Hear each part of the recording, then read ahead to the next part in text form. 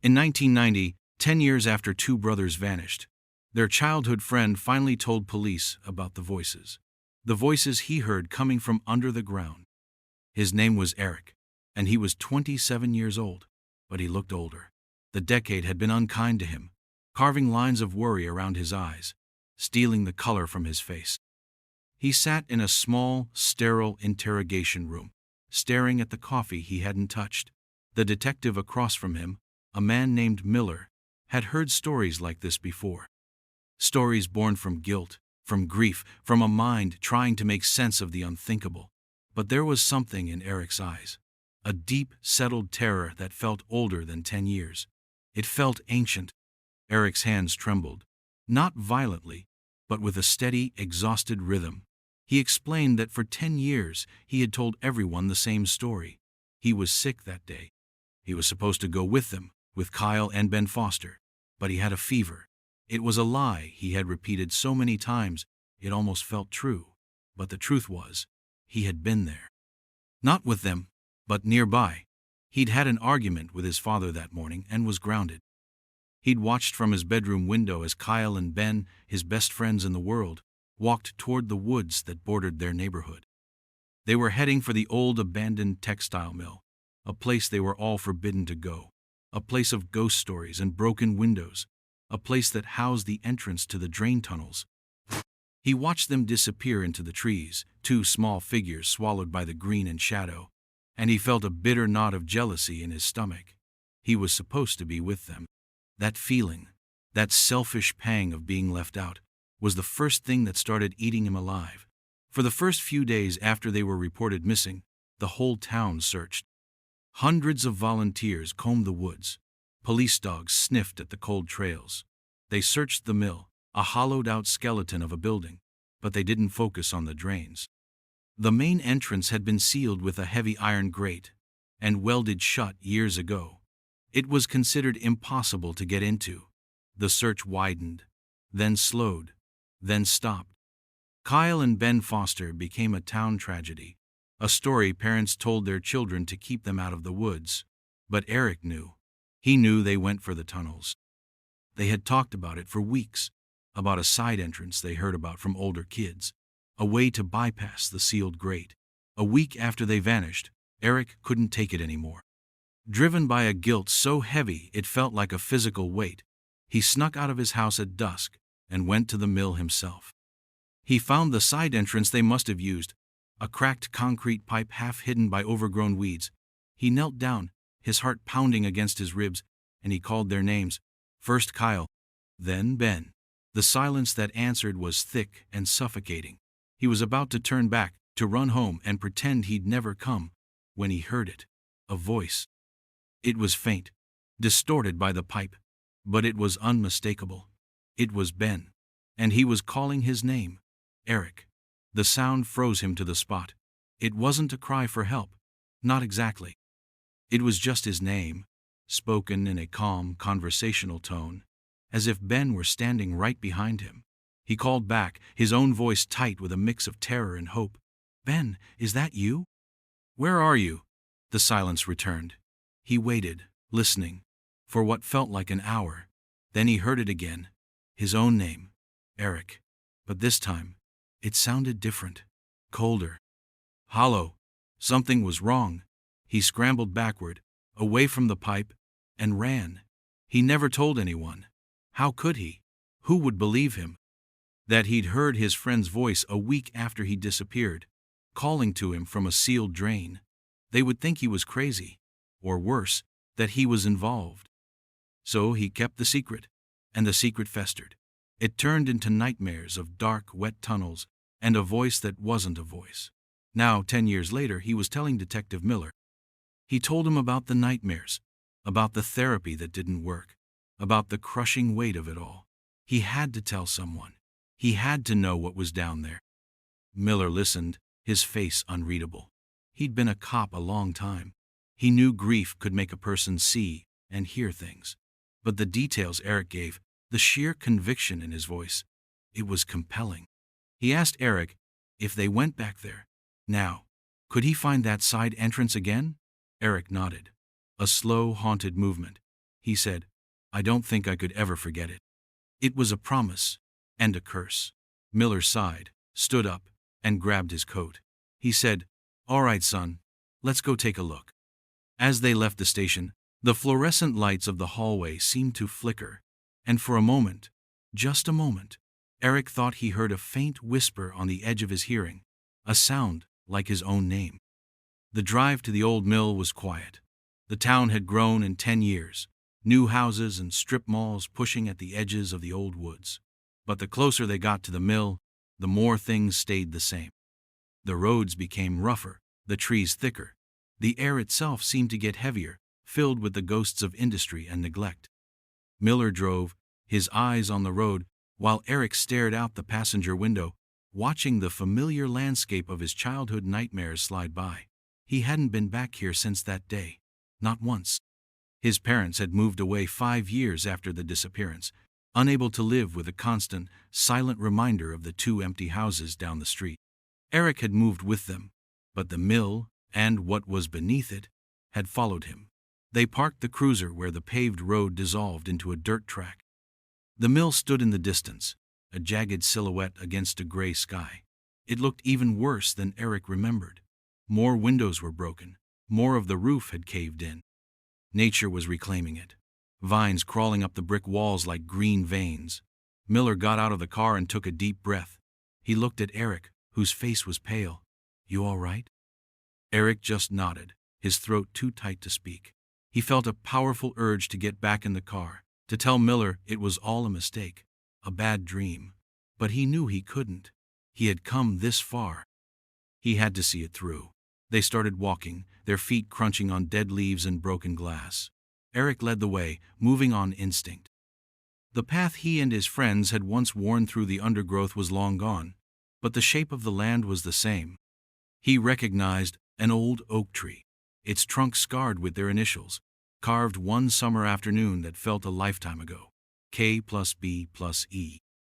The carving was faded, the bark swollen around it, trying to heal the wound. Seeing it sent a sharp pang of grief through him, so intense it almost buckled his knees. He remembered that day so clearly. Ben, the younger brother, struggling to reach high enough. Kyle, the older one, laughing, telling him he was doing it all wrong. And Eric, standing between them, feeling like they were the only 3 people in the world. A team. They were always a team. Miller seemed to sense the shift in his mood. He put a hand on Eric's shoulder. "Take your time, son. There's no rush." Eric pointed toward a dense thicket of thorns and weeds. "It's in there somewhere, I think." It took them 20 minutes of clearing away brush with a tire iron Miller brought from the trunk. The thorns tore at their clothes and skin, and then they saw it. A dark circle in the muddy embankment. The concrete pipe. It was smaller than he remembered, and almost completely hidden. No one would ever find it by accident. It looked less like an entrance, and more like a wound in the earth. A place things crawl into to die. Eric stopped, his breath catching in his chest. This was it, the place where the voice had come from. Miller knelt down, shining his flashlight into the opening. The beam cut through the darkness, revealing a round black tunnel, slick with moisture. It smelled of wet earth and decay. It dropped down at a steep angle before leveling out. He looked back at Eric. "This is it? You're sure?" Eric couldn't speak. He could only nod. The sight of that black hole sent a wave of cold dread through him, the same feeling he'd had 10 years ago. He felt like he was 13 again, kneeling in the dirt, paralyzed by fear.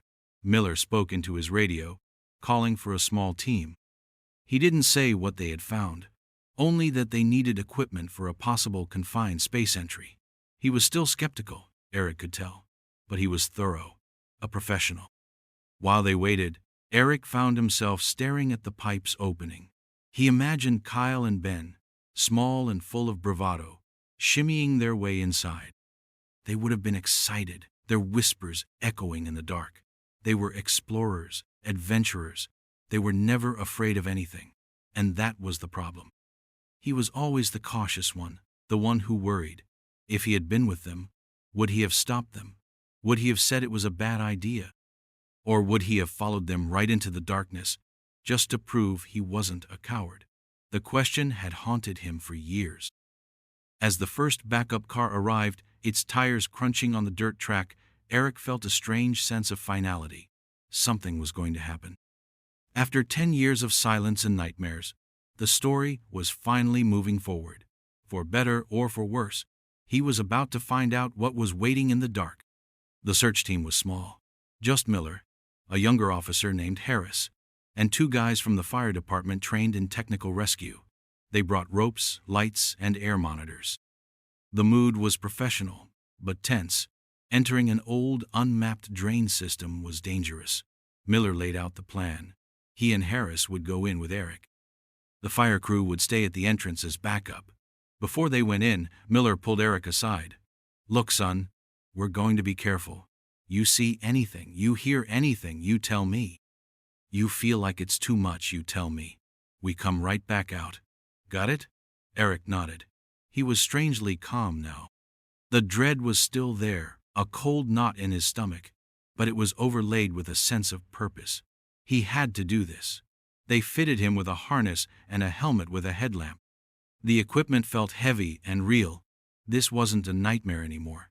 They crawled into the pipe one by one. Miller went first, then Eric, then Harris. The concrete was cold and damp against his hands and knees. The air immediately changed. It was thick, cool, and carried the smell of stagnant water and rust. The only sounds were their own movements, the scuff of their boots, the whisper of their clothes against the pipe. After about 30 feet, the pipe opened into a larger tunnel, a main artery of the drain system. It was a brick-lined cylinder, maybe 6 feet high. A shallow stream of murky water trickled down the center. Their headlamps cut sharp, dancing circles in the absolute darkness. The silence was immense. It pressed in on them, amplifying every small sound. A drip of water from the ceiling sounded like a gunshot.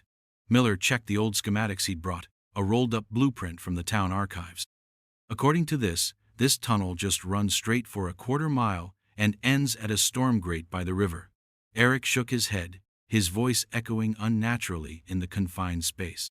They wouldn't have stayed in here.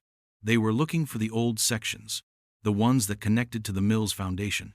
He pointed to a smaller, intersecting tunnel to their left, a feeder pipe. It was darker, narrower. Water stains ran down the walls like tears. "That's the way. I feel it." Miller hesitated. The blueprint didn't show this pipe connecting to anything. It was marked as a dead end, but he trusted Eric's instinct. It was the only lead they had. They moved into the smaller tunnel, walking in a crouch. The air grew colder. The walls were slick with a slimy greenish film. Eric felt a growing sense of unease. This place felt wrong. It felt forgotten. It felt hungry. They walked for what felt like an eternity. The beam of their lights, the only thing that existed in the world. They passed other intersecting pipes, dark mouths leading to nothing. The system was a maze, a labyrinth. It would be so easy to get lost down here, to walk in circles until you just gave up and sat down in the dark. Was that what happened to them? Did they get lost? Did they run out of light? Harris, the younger cop, was starting to look nervous. He kept glancing over his shoulder, back the way they came. The silence was getting to him. They found nothing. No old footprints, no discarded flashlight, no shred of clothing. Just endless empty tunnel. Miller finally stopped. He shone his light on the blueprint again, his face tight with frustration. "There's nothing here, Eric. It's just an empty drain. Maybe they came in, got spooked, and left. Maybe they disappeared somewhere else entirely." Eric felt a surge of desperation. "No. They were here. I know they were." He thought back to that day, to the stories the older kids told. They talked about a secret room, a place where workers used to hide liquor during Prohibition.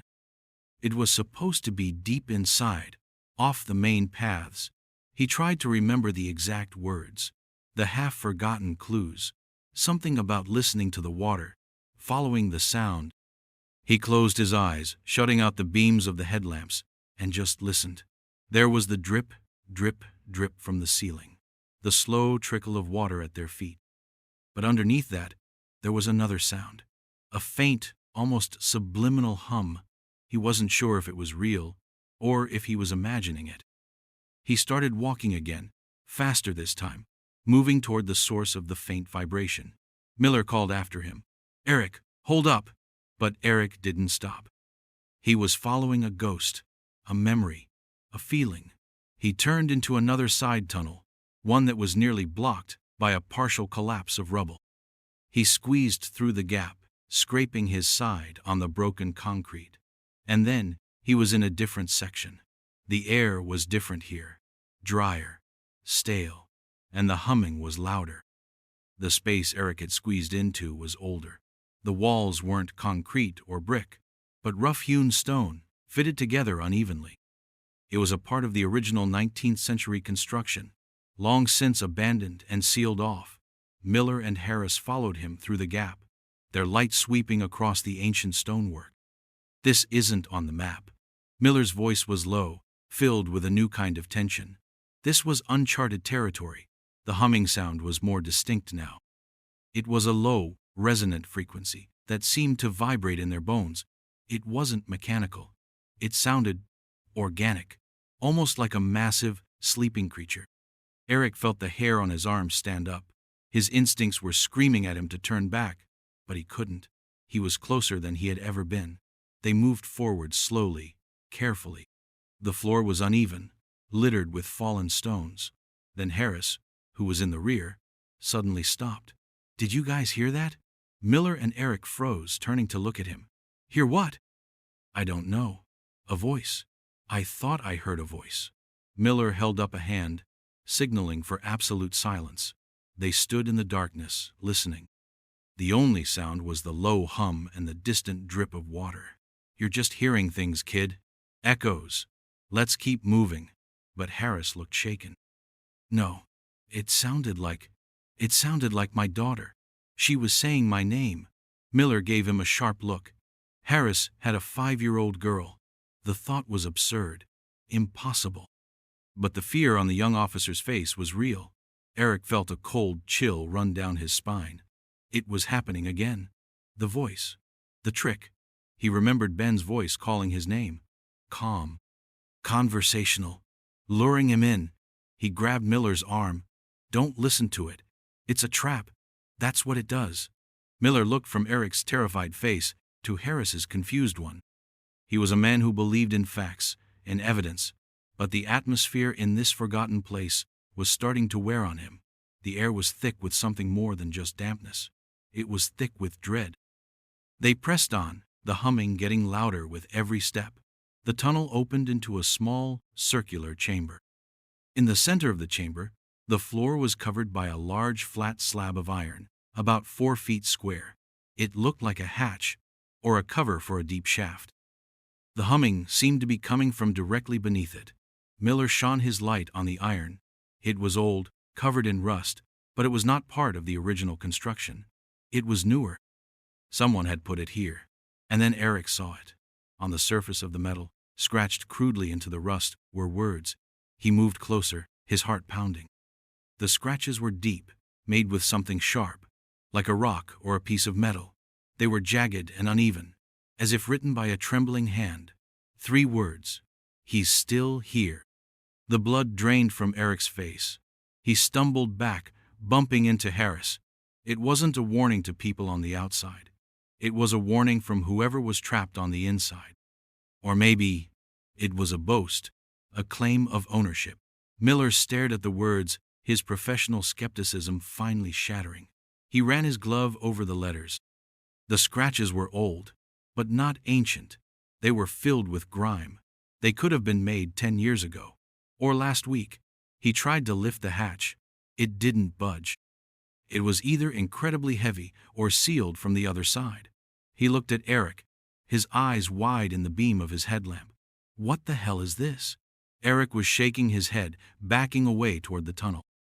"We have to go. We have to get out of here. Now." Suddenly, the humming stopped. The silence that rushed in to fill the void was somehow worse. It was a waiting silence, an expectant silence. And in that silence, a new sound began. A soft, rhythmic scratching. It was coming from beneath the iron hatch. Scratch, Scratch. Scratch. It was the sound of fingernails on metal. Or claws. Then came the voice. It wasn't a whisper this time. It was clear and loud, filling the small chamber. It was Kyle's voice. The older brother. Eric, is that you? We've been waiting for you. It's so dark down here. The voice was perfect. It had Kyle's exact pitch, his confident, slightly cocky tone. It was the voice of a 14-year-old boy, preserved perfectly in the darkness for a decade. Harris let out a choked gasp. Miller drew his service weapon, his hands surprisingly steady, and aimed it at the hatch. Who's down there? This is the police. Identify yourself. The scratching stopped. For a moment, there was only the sound of their own panicked breathing. Then the voice came again, but it had changed. It was no longer Kyle. It was a perfect imitation of Detective Miller's own voice. His own voice, echoing back at him from the pit.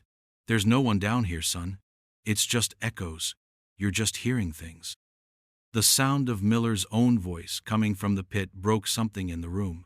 The carefully constructed reality of the three men dissolved into raw, primal fear. Harris scrambled backward, tripping over a loose stone and landing hard on his backside. He crab-walked away from the hatch, his eyes wide with disbelief. Miller stood his ground, but his knuckles were white where he gripped his gun. The voice wasn't just a mimic, it had a mocking intelligence. It had used his own words, his own skepticism against him. It was toying with them. Eric was gasping for air, a panic attack threatening to swallow him whole. This was it.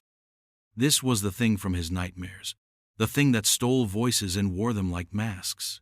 He whispered, "That's it. That's the mimic." Miller shot a glance at Eric, his face grim. He keyed his radio, his voice strained but controlled. Miller to command. "We have a situation. We've located a sealed chamber, unidentified occupant, possible hostage situation." But what was he reporting really? That there was a monster under the ground that could sound like anyone? They would think he'd lost his mind. He lowered the radio. "We need to get out of here. We need equipment. We need a plan." He grabbed Harris by the arm and pulled him to his feet. "Let's go. Now." As they turned to leave, the voice spoke one last time. It used Ben's voice, the younger brother. The voice was small, pleading, filled with a child's terror. "Don't leave us. He'll get you too. Please." It was a perfectly calculated blow. It struck right at Eric's deepest wound, his guilt over abandoning his friends. For a second, he froze, torn between the instinct to flee and the impossible hope that Ben was somehow, after all this time, still alive down there. Miller shoved him toward the tunnel. "Eric, don't listen! It's not real!" They scrambled back the way they came, moving with a desperate urgency. The dark, silent tunnels that had been unnerving on the way in were now terrifying. Every shadow seemed to move. Every drip of water sounded like a footstep behind them. They didn't stop until they squeezed back through the rubble and into the main drain line. Only then did they pause, breathing heavily, their chests aching. They were covered in dirt and slime, their faces pale in the glow of their headlamps. They had gone in looking for the remains of 2 missing boys. They had found something else entirely, something that was still alive. Back on the surface, the gray daylight felt like a blessing. The air, fresh and clean, was a shock after the stale tomb below. The 2 firefighters who had been waiting for them saw the looks on their faces and knew immediately that something was terribly wrong. Miller didn't explain everything. He just said they'd found a sealed area that required a tactical team and heavy breaching equipment. The area was cordoned off. Yellow police tape was stretched between the trees, turning the patch of forgotten woods into a major crime scene. The news spread quickly. The Foster case, cold for a decade, was suddenly active again. A news van arrived, then another. The parents of Kyle and Ben, now gray and stooped with a decade of unresolved grief, were notified. They arrived at the scene, their faces a mixture of fragile hope and utter dread. They stood behind the police tape, watching the activity around the hidden pipe, their arms wrapped around each other. "What did they find?" Mrs. Foster asked a young officer, her voice thin and reedy. The officer could only offer a vague, comforting lie. "We're hopeful, ma'am. We're doing everything we can. Eric sat in the back of an ambulance, a blanket draped over his shoulders. He was shivering, though it wasn't cold. He was watching the Fosters. He saw the flicker of hope in their eyes, and it felt like a knife in his gut. He had brought them here, brought them back to this place of pain. He had given them hope. But what was at the bottom of that pit? Not their sons, not the boys they remembered. Something else. Something that had taken their voices and was waiting in the dark. A specialist team was called in from the state police. They brought thermal imagers, seismic sensors, and cutting torches. The plan was to cut the hatch open. The operation was slow and methodical. They lowered sensors into the tunnel first. The thermal imaging showed nothing. No heat signature from below the hatch. It was as cold as the surrounding earth. The seismic sensors picked up nothing. No vibrations. No scratching. The thing below had gone silent. It knew they were there. It was waiting. The hours dragged on. Night fell, and the scene was illuminated by the harsh artificial glare of portable floodlights. The noise of the generator powering the lights was a constant drone, a stark contrast to the profound silence that had come from the tunnel. Finally, the team was ready to cut. They sent a 2-man crew in with a plasma torch. The process would be loud and dangerous in the confined space. Miller stood at the entrance, coordinating everything by radio. Eric remained by the ambulance, unable to leave but terrified of what they would find. He felt a hand on his shoulder. It was Mr. Foster. The boy's father looked ancient, his eyes sunken. He asked, the voice a dry rustle. "Was it them, Eric? Did you hear them?" Eric couldn't meet his eyes. He just stared at the ground. "I heard voices, sir. I don't know what they were. The hum of the generator, the distant shouts of the police, the quiet desperation of the parents had all blended into a surreal nightmare. Then, a new sound cut through the air. A high-pitched metallic scream. They had started cutting the hatch. The sound of the plasma torch cutting through the iron plate was a shriek that echoed out of the pipe's entrance.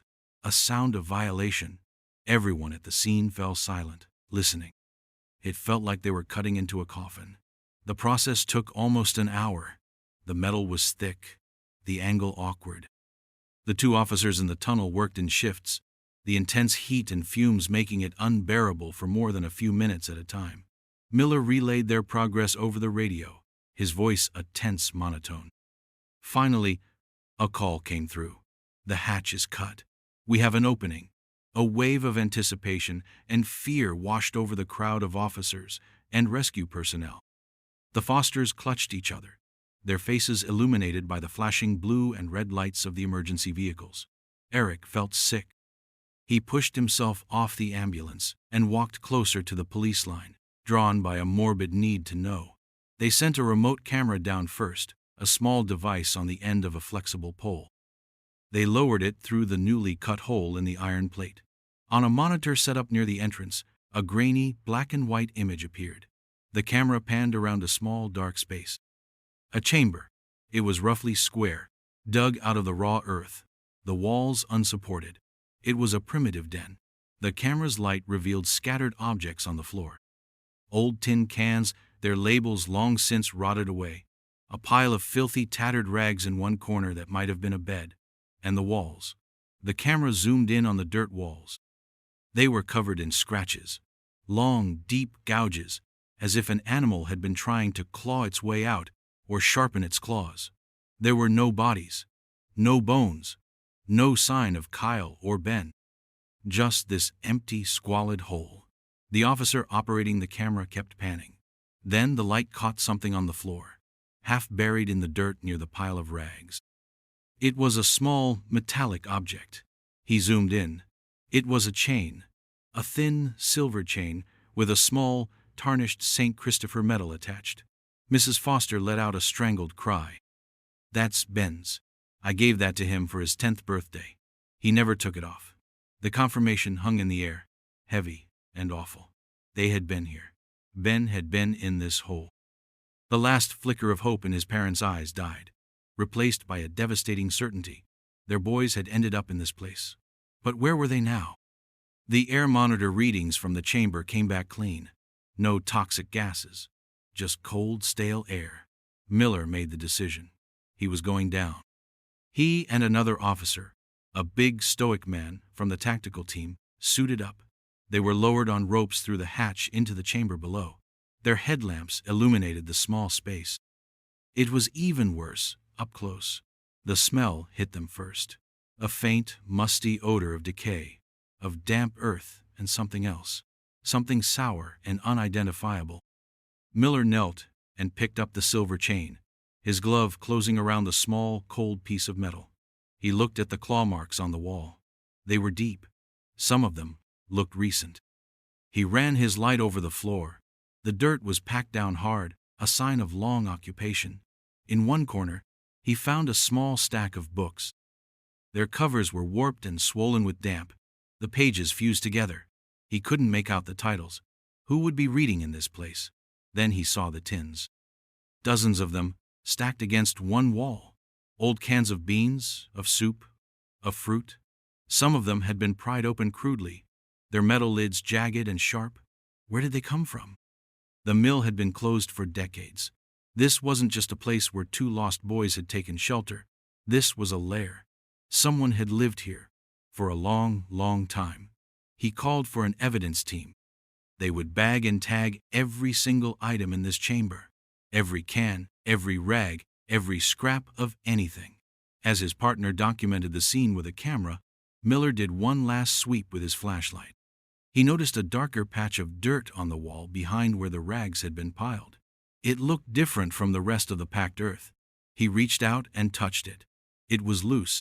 He dug at it with his fingers, and a section of the wall crumbled away, revealing a small, dark cavity behind it. Inside the cavity was a small leather-bound book, a diary. Miller pulled it out carefully. It was damp, but the leather had protected it better than the other books. He opened it. The first few pages were stuck together, but he managed to pry one open. The handwriting was small, cramped, and spidery. The ink was faded. It was a log of some kind. Dates. Short, cryptic entries. He shone his light on the first legible date. It read, June 1952. Miller's blood ran cold. This diary was almost 40 years old. Whoever had been living down here, they hadn't arrived with Kyle and Ben. They had been waiting for them. The discovery of the diary changed everything. This wasn't just a 10-year-old disappearance case anymore. It was something older, deeper, and far more disturbing. The state police took over the investigation completely, pulling the file from the local precinct. Miller was kept on the case, but it was clear the scope had ballooned beyond a simple missing persons report. The diary was sent to a forensic lab to be carefully preserved and analyzed. While they waited for the results, investigators tried to build a profile of the chamber's occupant. The food tins were from various brands and eras, some dating back to the 60s and 70s. They were non-perishables that could have been stolen from nearby homes or dumpsters over a period of decades. The claw marks on the walls were analyzed. They were inconsistent. Some matched what a human hand could make, scratching with a rock. Others were deeper, sharper, more animalistic. It didn't make sense. The search of the tunnels continued, but they found nothing else. The trail ended in that small, empty chamber. The hatch was removed for analysis, and the hole was covered with a heavy steel plate, bolted to the ground. For now, the pit was sealed. Eric was interviewed again, this time by a stern-faced state detective and a psychologist. They went over his story again and again. The voice he heard, the feeling of being watched, the mimic. He told them about the time, years ago, when he'd come to the pipe alone and called for his friends, only to hear his own voice whisper back to him from the darkness. The psychologist listened patiently, nodding.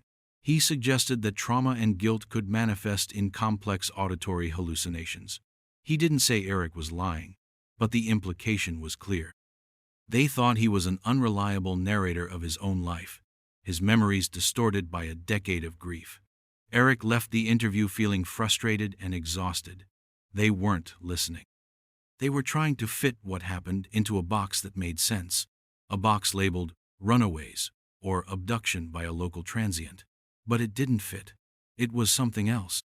A few days later, the preliminary report on the diary came back. The lab had managed to separate some of the pages. The ink was iron gall ink, common in the mid-20th century. The entries were sporadic, with long gaps between them. They were not narrative, they were observations. Notes on the world above, the weather, the sound of cars on the distant road, the number of people who walked in the woods. And then there were the other entries, the ones that made the investigators' skin crawl. An entry from 1964 described a lost dog that had wandered into the tunnels. The writer described its bark, its whimper. The next entry was short. The barking has stopped. Now I can make the sound. An entry from 1971 noted a young couple who used the abandoned mill as a lover's lane. It described the girl's laugh.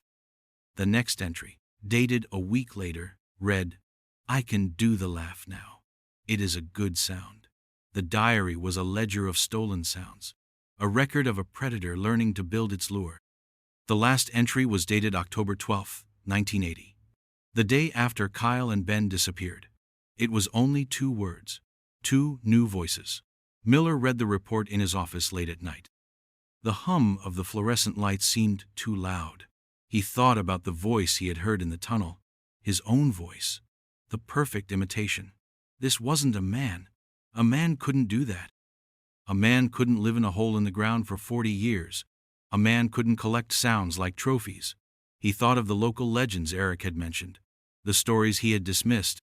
Old tales from the mill workers about things they heard in the deep foundations, whispers in empty rooms, footsteps from sealed-off basements. The town had been living on top of this thing for generations, and nobody knew. The official investigation hit a wall. There were no fingerprints in the chamber that didn't belong to the police. No DNA. The profile of the suspect was a ghost, a male, age unknown, who had been living underground since at least the early 50s. A hermit? An escaped patient from the old asylum that had closed down in the 40s? They chased down every lead, and every lead went cold. The Fosters held a memorial service for their sons. There were no bodies to bury, but they needed closure. The whole town came. Eric stood in the back of the church, a silent observer. He watched Mr. and Mrs. Foster, their faces etched with a grief so profound it seemed to have hollowed them out from the inside. He had given them answers, but the answers were worse than the not knowing. He had opened a door, and a monster had looked out. The case of the Foster brothers grew cold again, buried under the weight of its own strangeness. The official file remained open, but it gathered dust on a shelf. The state police moved on to other, more solvable crimes. The media lost interest. The story of the mimic in the drain became a local legend, a terrifying campfire tale told by teenagers who were born long after Kyle and Ben vanished. The steel plate over the chamber remained, a permanent, ugly scar on the floor of the tunnel. The town eventually sealed the pipe entrance with concrete, closing the door to that underground world for good.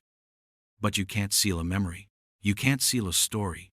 Miller retired a few years later. The case haunted him. He would sometimes wake up in the middle of the night, hearing his own voice whispering from the corner of his dark bedroom. He never spoke about the mimic, not in detail, but other cops knew.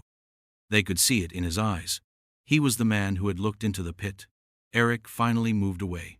He left the town, left the state. He tried to build a new life, one that wasn't defined by the events of 1980 and 1990. He found a quiet job. He met a woman. He tried to be normal. But he could never shake the feeling that he was being listened to. Sometimes, when he was talking on the phone, he would hear a faint echo of his own voice on the line. Sometimes, walking down a quiet street, he would hear a familiar laugh from around a corner, only to find no one there. He knew the thing from the tunnel was gone, sealed away. But its methods, its hunting technique, felt elemental. What if there were others? What if this wasn't the only one? The chamber they found was a nest, but nests imply more than one. The investigation had focused on the he from the message on the hatch. He's still here, but who wrote the message? The lab analysis of the scratches was inconclusive, but Eric had a theory. He believed one of the brothers, probably Kyle, the older one, had written it. Trapped in that hole, in the dark, with that thing, he had scratched out a final, desperate warning with his last bit of strength. A warning to anyone who might come looking. A warning that also sealed their fate, because it told the creature that they knew what it was. And what about the final clue trail? The one that was never officially found, but that haunted Miller's thoughts. Just before they sealed the chamber for good, he had done one last personal search of the tunnels radiating from it. In a small, collapsed side passage he had almost missed, he found something. A pile of old rotted fabric. He recognized the pattern on a scrap of flannel. It matched the shirt Kyle was wearing in his school photo, but there were other clothes mixed in. A small child's shoe that looked like it was from the 50s. A woman's faded floral dress, the kind popular in the 60s. A man's work boot. It was a trophy pile. A collection of souvenirs from all the voices it had stolen over the decades. The mimic wasn't just a hunter. It was a collector. It took something from each of its victims. A voice. A piece of clothing. A life. Miller never logged the discovery. What was the point? It wouldn't bring anyone back. It would only deepen the mystery, widen the wound. He buried the clothes again under the rubble and walked out of the tunnel for the last time. The truth was too monstrous. The world wasn't ready for it. The truth was that something had been living under their town, wearing the voices of their lost loved ones, and it had been doing so for generations. And the most terrifying part, the part that kept Miller and Eric awake at night, was that they never found a body, not a single bone. The creature in the pit was a mimic, a collector, but it was also something else. It was hungry. Years turned into decades. The abandoned mill was finally torn down, replaced by a tidy suburban park with a playground and a soccer field. The woods were tamed, with neat gravel paths and benches. The history of the place was paved over, forgotten by a new generation. The story of the Foster brothers became just that, a story, a piece of local folklore. Eric, now a middle-aged man with gray in his hair, occasionally drove through his old town. He never stopped. He just looked at the neat houses, the green lawns, the children playing in the park that now stood where the mill used to be. He wondered if any of them knew what lay sleeping beneath their feet. The grief for his friends had changed over the years. The sharp, hot guilt had cooled into a dull, permanent ache. A part of him had died in that tunnel with them. He had survived, but he was a ghost of a different kind. He had kept his voice, but lost his peace. He never told his wife the full story. He just told her he had lost 2 friends when he was a boy. She understood his sadness, but she could never understand the terror that was its source. How could she? How could you explain a thing that steals voices? How could you describe the sound of your own name being whispered back at you from the dark? The Fosters passed away, one after the other, a few years apart. They died without ever knowing for sure what had happened to their sons' bodies. Their house was sold, and a new family moved in, a family with no knowledge of the tragedy that had soaked into the building's foundation. The story should have ended there. A cold case, a local legend, a quiet, unresolved tragedy. But some stories don't end. They just go dormant. They wait. In the town library, in the local history section, there's a file on the mill. It contains old photographs, newspaper clippings about its closure, and public records. Tucked inside the file is a copy of the original blueprints of the drain system. The official copy, the one Miller had used, showed the tunnel ending at the river. But this was an older copy, a preliminary draft from the 1890s. And it showed something else. It showed the system was far more extensive than anyone knew. It didn't just connect to the river. It branched out, intersecting with old sewer lines, with forgotten cellar foundations, with the very guts of the old town. The chamber they found wasn't an endpoint. It was just one room in a vast hidden network, a kingdom of darkness. The thing in the pit was never trapped. It could have left any time it wanted. Sealing the one hatch, the one pipe, had done nothing. It was like closing one door in a house with 100 windows. It was still down there. It had just gone quiet. It was patient. It had been waiting since 1952. It could wait a little longer. And sometimes on quiet nights, when the wind is just right, people who live near the new park still hear things. A faint sound, carried on the air from the storm drains that dot the curbsides. They dismiss it as the wind, or a stray cat. But it isn't. It's a voice. Sometimes it's a young girl, laughing. Sometimes it's a man, calling for help.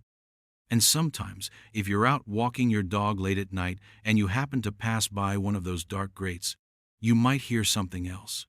A sound that will stop your heart. A quiet, clear voice, drifting up from the darkness below. A voice that knows you. A voice that is using your name. Have you ever heard of anything like this? Share your thoughts or stories in the comments.